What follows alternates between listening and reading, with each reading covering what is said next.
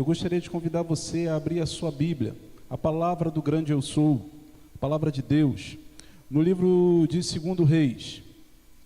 2 Reis, capítulo 20, por favor.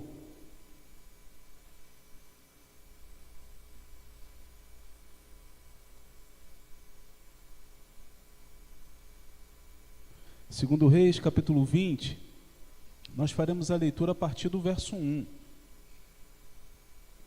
Isso.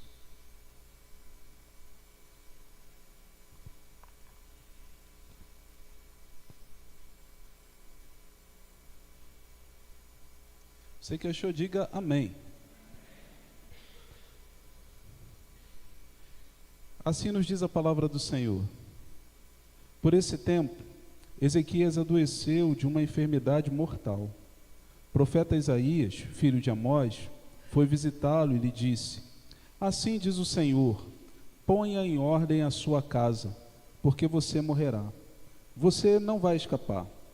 Então Ezequias virou o rosto para a parede e orou ao Senhor, dizendo: Ó Senhor, lembra-te de que andei diante de ti com fidelidade, com um coração íntegro. Fiz o que era reto aos teus olhos. E Ezequias chorou amargamente. Antes que Isaías tivesse saído do pátio central, a palavra do Senhor veio a ele, dizendo: Volte e diga a Ezequias, príncipe do meu povo: Assim diz o Senhor, o Deus de Davi, o seu pai: Ouvi a sua oração e vi as suas lágrimas. Eis que vou curá-lo, e ao terceiro dia você subirá à casa do Senhor. E acrescentarei 15 anos à sua vida, e livrarei das mãos do rei da Síria, tanto você quanto essa cidade. Defenderei essa cidade por amor de mim e por amor a Davi, o meu servo. Isaías disse mais: Peguem uma pasta de figos. Eles a pegaram e a puseram sobre a úlcera, e Ezequias recuperou a saúde. Ezequias perguntou a Isaías: Qual será o sinal de que o Senhor me curará e de que ao terceiro dia subirei à casa do Senhor? Isaías respondeu: Este é o sinal de que você receberá do Senhor para indicar que ele cumprirá o que prometeu. Você quer que a sombra se adiante 10 graus ou que retroceda 10 graus? Ezequias respondeu: É fácil a sombra adiantar 10 graus, mas que não seja assim, pelo contrário, que ela retroceda 10 graus. Então o profeta Isaías clamou ao Senhor, e ele fez retroceder 10 graus a sombra lançada pelo sol, declinada no relógio de Acaz. Nesse tempo, Merodach-Baladã, filho de Baladã, rei da Babilônia, enviou cartas e um presente a Ezequias, porque soube que ele havia estado doente. Ezequias recebeu bem os mensageiros e lhe mostrou toda a casa do seu tesouro, a prata, o ouro, as especiarias, os óleos finos e o arsenal e tudo o que havia nos seus tesouros. Não houve nada em seu palácio, nem em todo o seu domínio, que Ezequias não lhes mostrasse.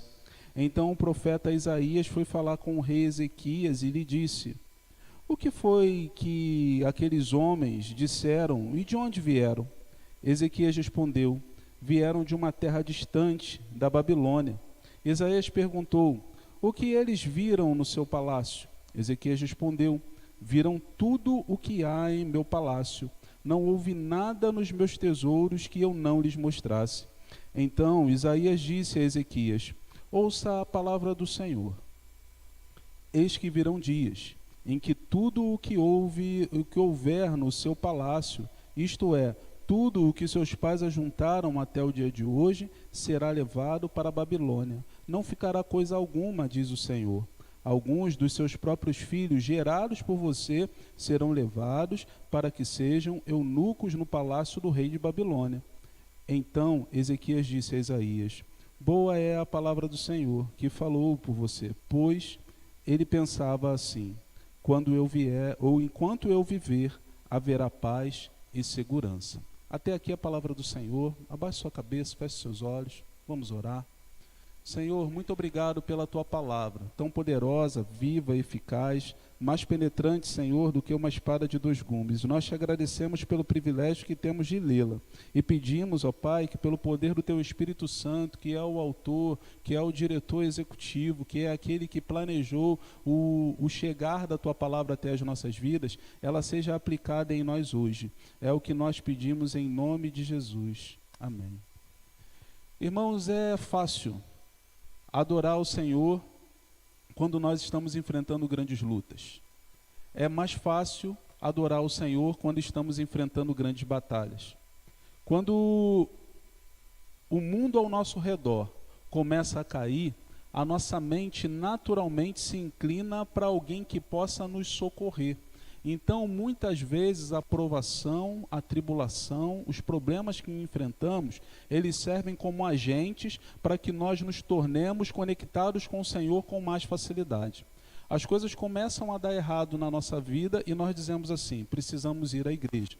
Essa semana, enquanto fazia atividade física, encontrei com um amigo lá que treinava, e esse amigo era um professor, e ele treinava um outro rapaz. E ele disse assim, ele trouxe o rapaz para mim, para a Cris, e ele disse assim, olha, conversa aqui com o Adriano, ele é pastor, você está passando muito problema na sua vida, tem muita coisa errada, você está precisando que ele faça uma oração por você, para ver se a sua vida melhora. Irmãos, na verdade, esse pensamento, essa consciência, muitas vezes toma a cabeça não somente daquele que não é crente, mas também daquele que é crente, porque quando está tudo bem na vida, ele está vivendo uma vida, às vezes, meio distante, meio apática, meio fria com relação a Deus, mas quando as coisas começam a apertar, esse crente tem a tendência de se conectar mais. Eu não sei se é assim com você, mas certa vez, um pastor, um teólogo, pregando, ele disse que nós somos capazes de passar uma madrugada inteira orando por um parente, por um ente nosso que está internado no CTI à beira da morte, mas somos incapazes de passar sequer 2 horas orando em agradecimento a Deus porque o livrou dessa condição. Eu não sei se isso é uma realidade na sua vida, mas na verdade me parece que os problemas que enfrentamos, eles nos conectam com Deus. Ezequias é alguém que consegue passar, ou que passa por muitos problemas na sua vida. A vida de Ezequias não é uma vida simples, não é uma vida fácil. Ele começa a reinar em Israel com 25 anos de idade. É um rapaz jovem, é um rei novo. Na verdade, enquanto seu pai ainda está vivo, ele assume a administração daquele povo. E a palavra de Deus, lá no livro de Isaías, vai dizer, um pouco antes de Isaías contar essa mesma história que nós lemos em Reis, vai dizer que Ezequias, ele enfrenta uma batalha muito grande contra um rei chamado Senaqueribe. E sobre isso falamos na última quarta-feira. Rei Senaqueribe, ele se junta, ele prepara o seu exército, vai atacar Judá, vai atacar Ezequias. E Ezequias, ele primeiro tenta negociar com o rei, ele não vai para a guerra no primeiro momento. O exército de Senaqueribe é mais forte do que o dele. Ele manda ouro, ele manda prata, ele manda bens, mas isso não é suficiente para saciar a fome de destruição que Senaqueribe tem. Então Ezequias clama ao Senhor. Ezequias pede ajuda ao Senhor. Senaqueribe escreve uma carta para ele, uma carta de afronta, uma carta com desaforo. E Ezequias, ao receber essa carta, ele não faz outra coisa senão levá-la ao templo, levá-la diante do altar do Senhor, e ele, como um ato simbólico, ele estende, ele desenrola, ele abre aquela carta diante da presença do Senhor, como quem diz assim, Deus, lê aqui o que o meu inimigo falou para mim. Deus, lê aqui as palavras de afronta que chegaram para mim. É como se Ezequias fosse ao médico, recebesse um diagnóstico contrário, e ele abrisse aquele diagnóstico diante da presença de Deus e dissesse assim, Deus, lê aqui o que o oncologista falou para mim. Deus, lê aqui o que o meu psicólogo, o meu psiquiatra, lê aqui o que as pessoas, lê aqui o que a minha situação financeira falou para mim. Senhor, lê aqui as ameaças que chegam até a minha vida nesse momento.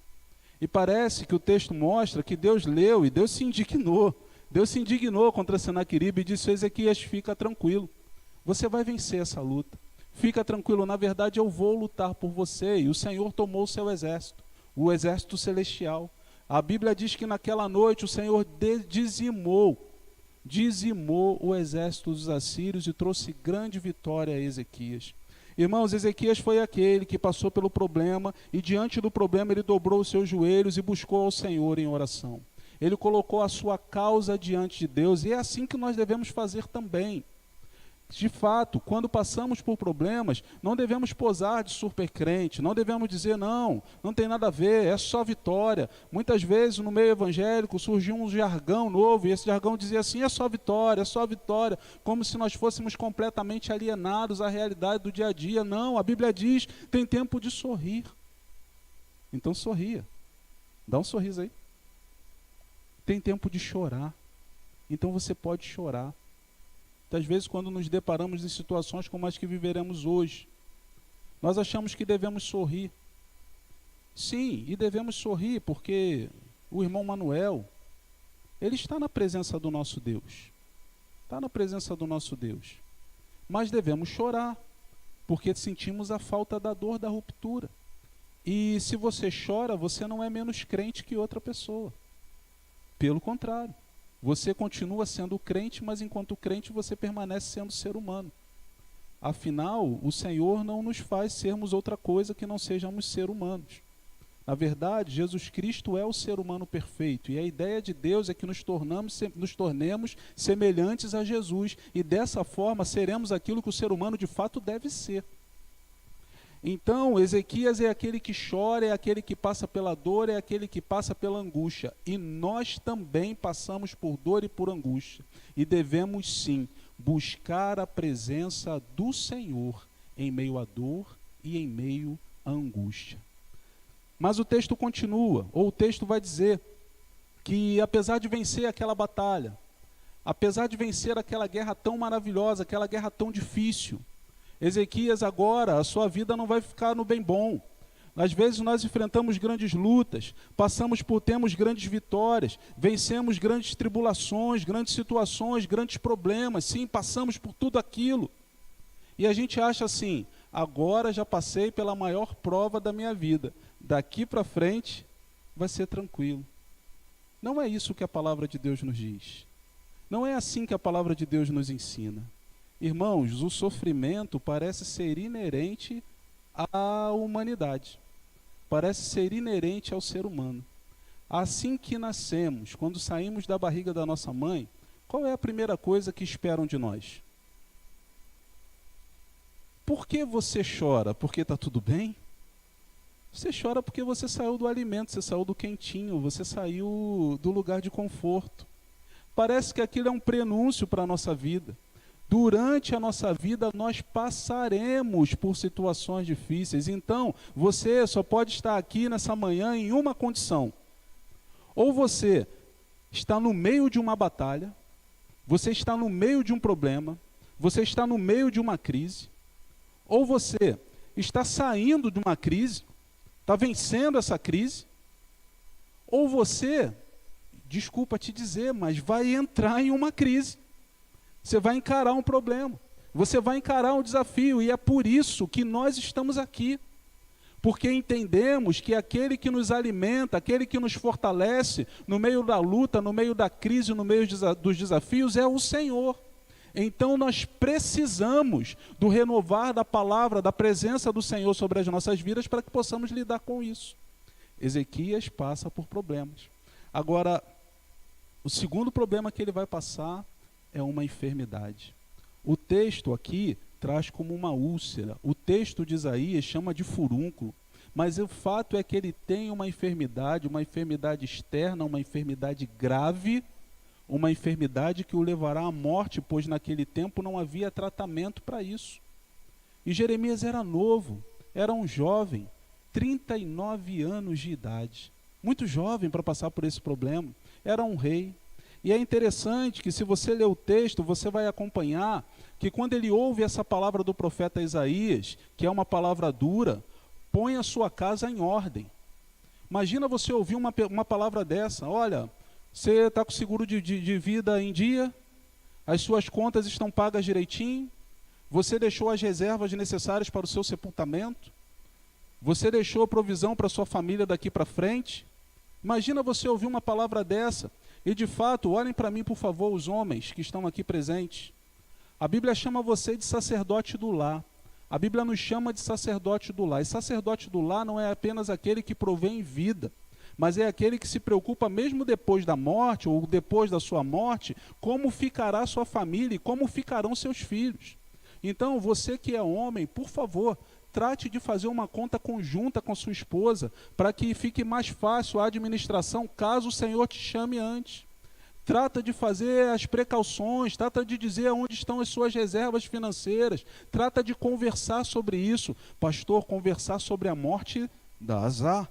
Não, irmão, você é crente em Jesus, você é prudente. Então você, como homem, provedor, sacerdote do lar, você precisa tomar a liderança também nessa etapa. Amém?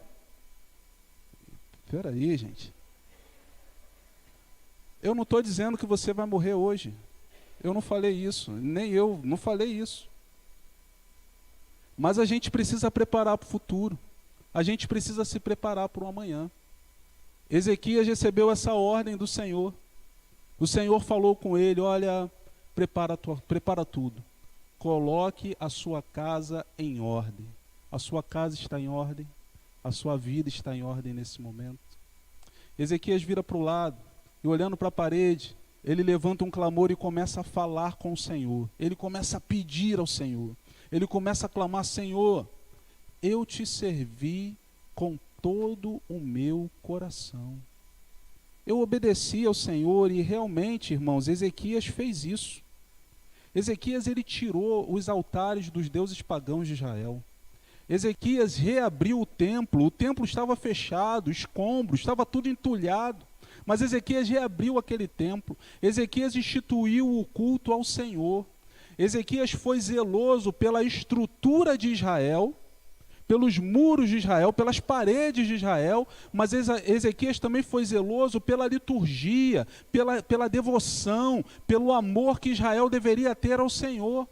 Ezequias, quando ele se coloca diante da presença do Senhor, ele diz, Senhor, eu te servi. Eu fiz tudo aquilo que o Senhor me mandou fazer.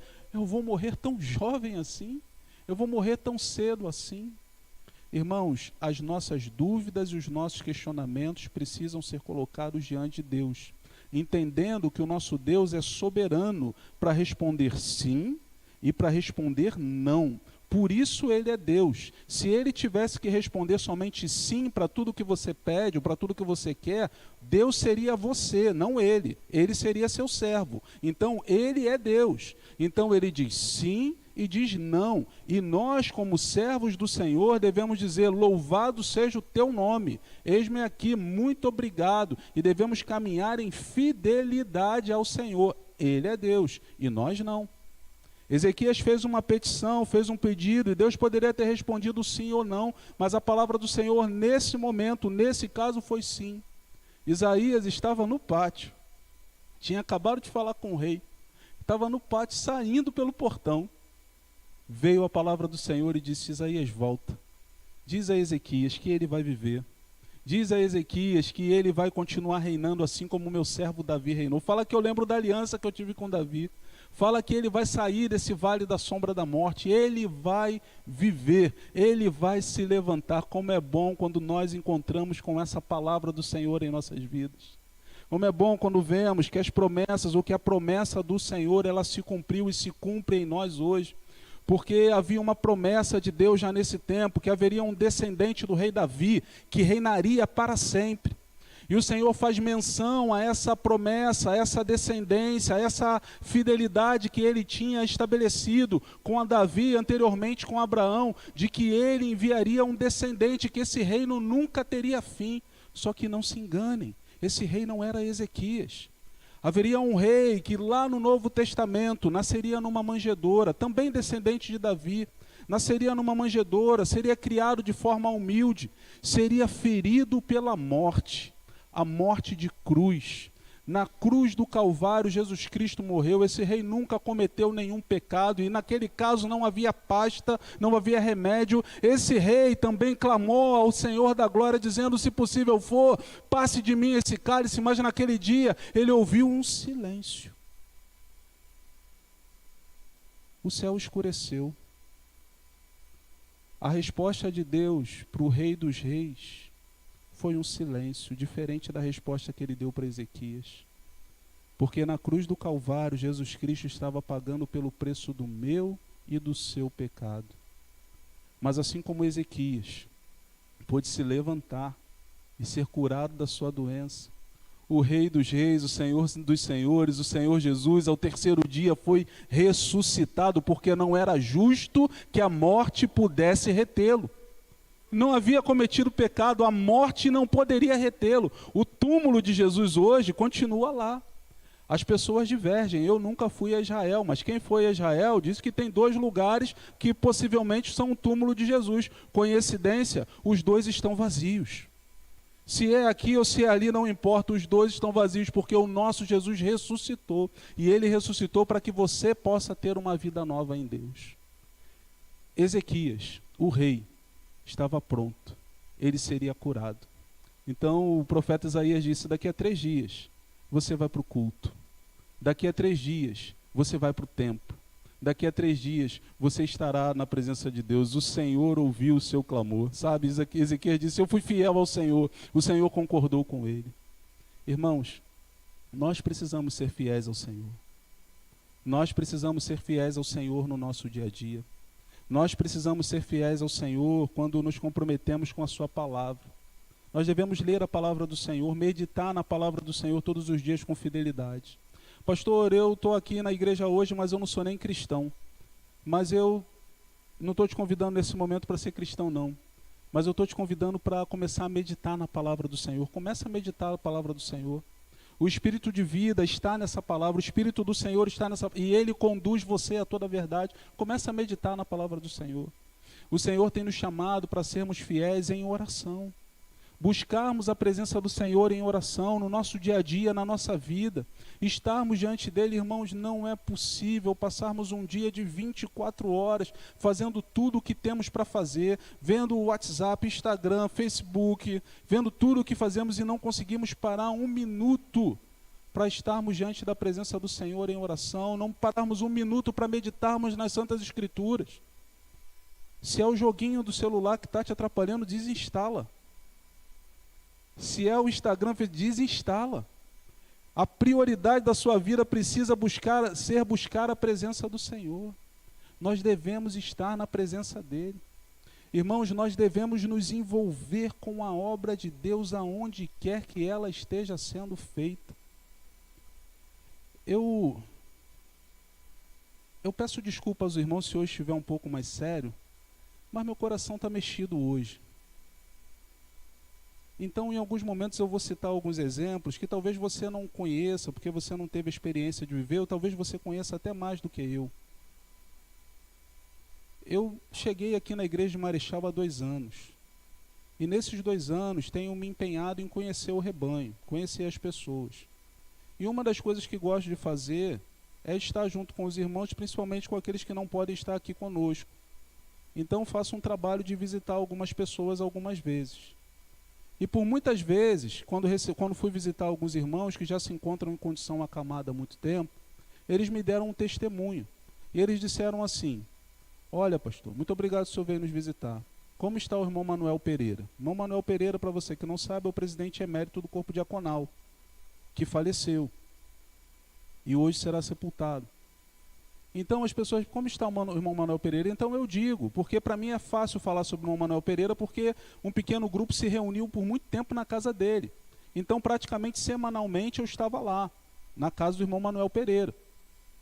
Então eu falava, explicava como é que estava a situação dele, e as pessoas diziam assim: ele nos visitava. Sabe, o irmão Manuel Pereira vinha aqui na minha casa, e às vezes ele trazia uma cestinha de fruta para mim. Ele trazia comida. Ele trazia uma palavra. Ele era uma pessoa acolhedora. Ele trazia a palavra de Deus, ele cuidava de mim. Irmãos, me toca, porque o testemunho do irmão Manuel Pereira não era assim: olha, o irmão Manuel Pereira era um camarada que tocava na igreja, e como ele tocava bem.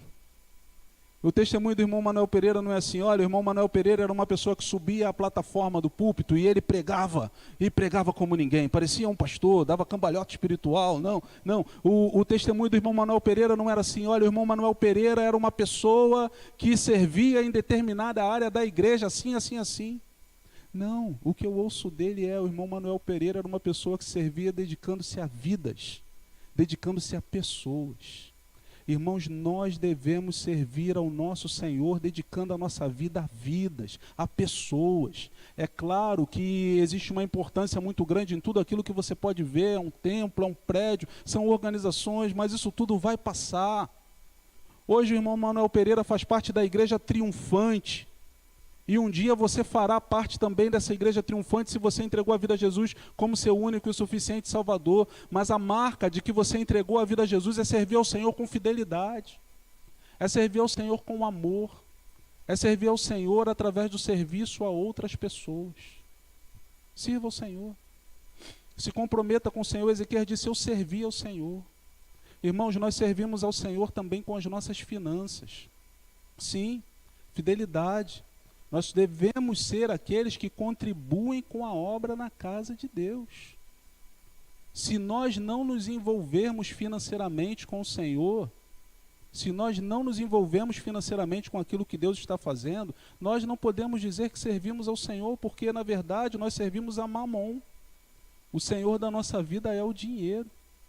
Ananias e Safira foram pessoas que tentaram ludibriar.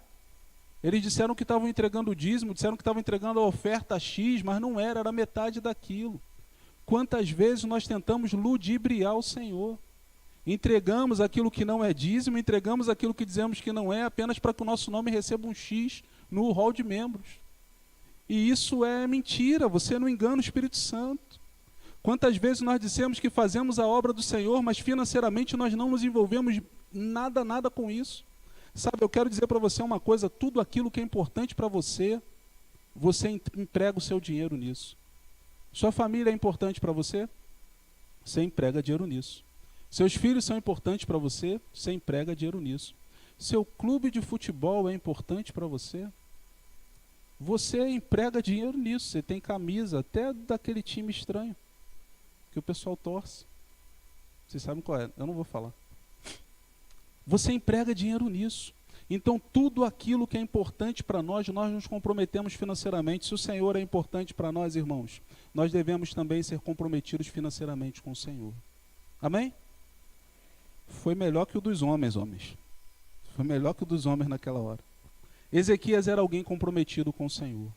Ouviu a orientação do profeta, recebeu a mensagem. Ele disse, olha, o sinal, eu estarei em 3 dias no templo. Glória a Deus, porque Ezequias amava estar no templo. Ezequias amava estar na presença do Senhor. Mas ele disse, qual é o sinal? Qual é a garantia de que isso vai acontecer? Isaías disse, olha, você pode escolher. O sol pode andar 10 graus à frente ou 10 graus atrás. Você escolhe. Aí o Ezequias disse assim, o sol andar na frente, fazer o sol andar mais rápido é fácil. Difícil é fazer voltar para trás. Eu não sei você, eu não concordo tanto assim eu não concordo com Ezequias nesse aspecto. E também não concordo com você, ou concordo com o texto bíblico quando ele vai dizer que o sol andou, mas nós hoje entendemos que na verdade quem se moveu foi a terra. Movimento de rotação e translação, lembram da aula de história? Mas é a forma como nós falamos culturalmente. Isso daqui não é um erro bíblico, é a nossa cultura. Eu e você dizemos assim, olha, o sol nasceu, o sol se pôs. Na verdade, o sol nem nasce nem se põe, o sol permanece parado onde ele está, é a terra que está rodando em torno do sol e em torno de si mesma. Amém? Ela não é quadrada, ela não é plana, não é nada disso. Ela está fazendo os movimentos que Deus estabeleceu que ela fizesse, porque o Senhor estabeleceu o universo dessa forma. Inclusive, se ela fosse um pouquinho mais perto do sol, não seria possível acontecer vida, porque seria muito quente. Se ela fosse um pouquinho mais distante, não se poderia ter vida aqui, porque seria muito frio. Então, o Deus que é perfeito na sua perfeição, fez com que todas as coisas funcionassem da forma como Ele determinou que deveria ser. Ezequias falou isso. Falou, olha, faz o sol voltar. Isaías disse, sim, tudo bem. Então o sol voltará no relógio de Acais. E houve aquele movimento. O sol retrocedeu. Pouco tempo depois, a Bíblia diz que vieram mensageiros de um lugar distante, lugar chamado Babilônia. Um rei com nome estranho, Merodach Baladã. E ele chegou e disse a Ezequias, olha, felicitações, trouxemos um presente pela sua cura. Nossa, como você foi curado, bem curado. Que coisa extraordinária, Ezequias, você deve ser alguém fantástico. Ezequias, você deve ser alguém diferenciado para ser curado dessa forma. Olha, o sol até voltou, Ezequias, você é estupendo, você é o que melhorar nessa terra. O comentarista bíblico Thomas Nelson, ele diz que o rei Merodach-Baladã, o intuito do seu coração era conseguir uma aliança política contra o rei da Síria, porque era um grande império que se levantava naquele momento. Então o rei Merodach-Baladã, ele manda os seus enviados com o objetivo de conseguir uma aliança política, de se aliar para que pudessem oferecer uma resistência contra o rei da Síria. Ezequias, após ouvir os elogios, e na verdade para você poder chegar a essa conclusão, você precisa entender os relatos, porque essa história é tanto relatada em Reis, como em Crônicas e em Isaías. Ezequias, após ouvir os elogios, ele leva aquela comitiva a todo o palácio. Ele mostra as riquezas, ele mostra o exército, ele mostra os perfumes, ele mostra os ungüentos, ele mostra toda a sua glória. O texto sagrado, em 2 Crônicas, vai dizer que Ezequias não abaixou o seu coração, não inclinou o seu coração. O comentarista bíblico diz que através dessa ação, Ezequias disse assim: olha, realmente, você está correto, eu sou fantástico, inclusive, olha aqui o que eu tenho, olha aqui o que eu fiz, olha aqui o meu currículo, olha aqui quem sou eu diante de Deus. E aqueles homens vão embora, eles vão embora. Quantas vezes nós também olhamos para dentro do nosso coração e dizemos assim: eu sou o cara. Olha, eu fiz isso, como eu sou bom. Ninguém fala como eu, ninguém aconselha como eu, ninguém trabalha no meu trabalho como eu trabalho. Olha, quando eu canto, o céu desce. Quando eu toco, eu vejo anjos em tudo quanto é lugar. Quando eu ensino é diferente. Todo mundo fala, olha, quando você ensina é diferente. Quando eu faço uma parede, quando eu instalo um ventilador, quando eu conserto um carro, as pessoas dizem: você deve ser o melhor mecânico do mundo. E quantas vezes os elogios das pessoas tomam conta do nosso coração. Quantas vezes esse bichinho chamado soberba, que chega de forma tão sorrateira, toma conta da nossa mente e nós começamos a acreditar que nós somos aquilo que nós não somos. Irmãos, a vaidade é a bala de prata de Satanás. Porque a vaidade, parece que quando você vai olhar para o texto bíblico, parece que a vaidade é aquilo que toma o seu coração. É a tentação que toma o seu coração, e é justamente a primeira tentação que ele oferece. Ele diz assim para Adão: Adão, Eva, se vocês comerem, vocês serão como Deus. A tentação não é outra, senão se tornar o próprio Deus, ser como o próprio Deus. Na verdade, dentro de nós temos uma tentação constante que diz para nós que nós devemos ser como deuses da nossa própria vida.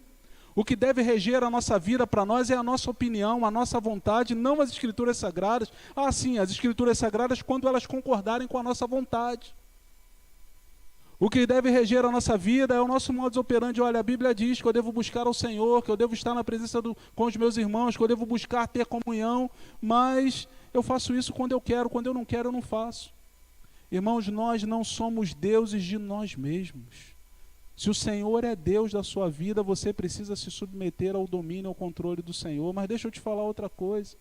Se você tem se submetido à obra de Deus, se você tem feito a obra de Deus com alegria, entenda, tudo o que você tem feito para o Senhor é graça, é uma ação do Senhor.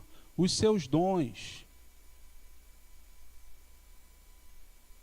os seus talentos, as suas habilidades naturais ou adquiridas ao longo da vida, elas só chegaram até você porque o Senhor quis te dar essas coisas. Sabe, você não escolheu a primeira escola onde você estudou, você não escolheu a família onde você nasceu, você não pôde prever as primeiras oportunidades que você teria profissionalmente. Tudo isso, quem fez para você foi o Senhor. Então, quando nós olhamos para dentro de nós devemos dizer, assim como Jesus falou: Senhor, nós somos servos inúteis, ou assim como Jesus ensinou, servos inúteis, porque fazemos apenas aquilo que nos foi mandado. A soberba não pode tomar conta da nossa vida. A falsa visão espiritual não pode tomar conta do nosso coração. Nós não podemos nos travestir de humildade para fora e viver dentro, na verdade, um ambiente, uma guerra de arrogância, orgulho, vaidade. Isso deve ser lançado por terra pelo poder que é no nome de Jesus. Ezequias, quando olha para aquela situação, quando olha para aquele caso, quando olha para aquela guerra, quando olha para aquele momento, no momento de paz, de alegria, não mais no momento de sofrimento, onde o coração relaxa, ele começa a entender que os feitos são dele, que a glória é dele, e que por isso ele pode colher os louros dessa glória. Isso não é verdade. Os feitos são do Senhor. Você precisa entender o que aconteceu aqui. Na Babilônia, havia um Deus chamado, haviam dois deuses, haviam vários deuses. O principal deus babilônico se chama Marduk, Bel-Marduk. Esse é o principal deus da Babilônia. É o principal deus cultuado, o maior deus no panteão babilônico. Um outro deus que era muito cultuado se chama Nabu. Nabu. Esse deus, o símbolo desse deus é o sol. O deus sol era o deus Nabu. Em alguns momentos, na literatura babilônica, na literatura siméria, o deus Nabu, ou o deus Marduk, era conhecido também como um sol da primavera, como um sol da manhã, mas Nabu era o deus sol. Ou seja, haviam dois deuses na Babilônia que eram cultuados por serem um sol. Aquelas pessoas entendiam que o sol era uma divindade. Sabe o que acontece com os babilônios? Os babilônios eram especialistas em astronomia. Eles eram especialistas em leitura do tempo. E eles viram o sol retroceder. Aquela equipe foi enviada para ajudar, aquela comitiva foi enviada para ajudar, sim, para fazer uma aliança política. Mas por que fazer aliança política com um país tão distante, tão pequeno? Irmãos, porque o país tão distante, tão pequeno, é o país do Deus que faz Marduk e Nabu voltarem para trás. O país tão pequeno, o país tão distante, é o país do Deus, o Deus daquele país faz com que o nosso Deus, o Deus Marduk, retroceda. Então é importante ter uma aliança com aquele país. Quando aquela comitiva chega diante de Ezequias, e eles vêm com presente pela glória de Ezequias, Ezequias deveria ter levantado a mão e ter dito assim: ei, vocês querem saber quem fez o sol retroceder? Vocês querem saber quem fez o Deus de vocês, Marduk, Nabu, voltarem para trás? Quem fez o Deus de vocês voltarem para trás foi Yahvé, o Senhor dos exércitos, Jeová Sabaoth, Jeová Jirê, o Deus que dá guerra, o Jeová Shalom, o El Shaddai, o Todo-Poderoso. Foi Ele que me deu a vitória. Quando nós olhamos para as nossas vidas, nós não devemos, as pessoas se aproximam de nós, nós não devemos olhar para essas situações e dizer assim: como eu sou legal. Não, nós devemos dizer: olha, eu estou vivendo isso na minha vida. Eu estou vivendo essa vitória, esse momento, ou mesmo no meio do momento de dor, eu consigo glorificar o nome do Senhor, porque existe um Deus. Não é porque eu tenho um psicológico muito forte, não é porque eu tenho um emocional muito bem trabalhado, não é porque eu tenho uma estrutura, um background, não é porque eu tenho uma família, não. Eu consigo me manter de pé porque existe um Deus que sustenta a minha vida, sustenta a minha casa, sustenta o meu emocional, sustenta o meu psicológico. É Ele quem sustenta a minha vida. Inclusive esse Deus faz o sol retroceder se Ele quiser. Mas é Ele quem faz. Ezequias precisava ter dito isso diante daqueles homens, mas ele não disse. E eu fecho o sermão dessa manhã dizendo que eu e você, nós temos uma decisão para tomar. Porque se diante das situações da vida, nós não decidimos humilhar o nosso coração diante do Senhor, consequências virão. Sim, não é uma ameaça não. É a leitura do texto. Consequências virão. Lázaro foi ressuscitado por Jesus.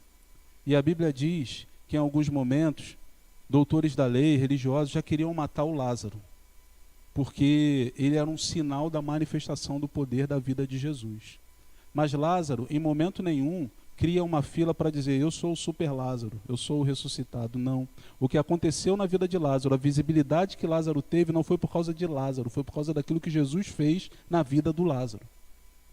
Aquilo que Deus faz na sua vida não é por sua causa, é por causa daquilo que Deus faz na sua vida. Então você precisa entender isso. Quando não entendemos isso, o que acontece? O profeta Isaías diz assim: Ezequias, esse pessoal desse lugar distante que você veio aqui, que você mostrou tudo, um dia virá. E eles vão levar tudo o que eles viram para o seu país, para o país deles. Eles vão levar, inclusive, seus filhos, seus descendentes. Eles serão levados para a Babilônia. Eles serão levados para esse lugar chamado Babilônia. Eu não sei por que Ezequias fez essa colocação, dizendo, um pessoal de um país remoto, distante. Porque Ezequias possivelmente ou deveria ser conhecedor da história. E como conhecedor da história, e o que eu e você somos, nós sabemos que esse lugar chamado Babilônia é onde hoje se situa o Iraque. E no passado foi o lugar chamado Ur dos Caldeus. Ur dos Caldeus foi justamente o lugar onde Deus chama Abraão. Sai da tua terra, da tua parentela, porque eu vou te levar para um lugar, leva para a terra prometida, aonde agora Ezequias estava. A desobediência, a vaidade, a soberba do coração de Ezequias tem uma palavra, uma sentença. Olha, Ezequias, por causa da sua vaidade, da sua soberba, você vai ser levado de volta para a Babilônia, para Ur dos Caldeus. Você vai voltar para da onde você saiu. Vai retroceder, a vida vai andar para trás, porque você não teve um coração humilde. A vida vai retroceder, a vida vai andar para trás. Irmãos, a humildade é coisa muito séria. O Senhor, Ele divide tanta coisa com a gente. Ele comunica tantos atributos, amor, bondade. Sabe, Ele usufrui, Ele tem uma família maravilhosa que era dele, mas Ele empresta essa família para nós. Nós podemos nos reunir com tantos irmãos, tanta casa, tanta ajuda que a gente pode ter. Mas tem uma coisa que o Senhor não divide com ninguém: a sua glória. A glória dele Ele não divide com ninguém. Dê glória a Deus. Dê glória a Deus por tudo aquilo que o Senhor tem feito. Não tente ficar com a glória do Senhor, porque a consequência de Ezequias foi muito séria. A turma voltou para a Babilônia. Se o Senhor tem te abençoado num trabalho, se o Senhor tem te abençoado no ministério, se o Senhor tem te abençoado nos negócios, se o Senhor tem te abençoado nos relacionamentos, se o Senhor tem te abençoado no EBD, se o Senhor tem te abençoado na pregação da palavra, na liderança de grupo pequeno, se o Senhor tem te abençoado financeiramente, seja onde for que o Senhor esteja te abençoando, entenda, a glória é de Deus, o louvor é a Deus, a gratidão deve ser dada ao Senhor.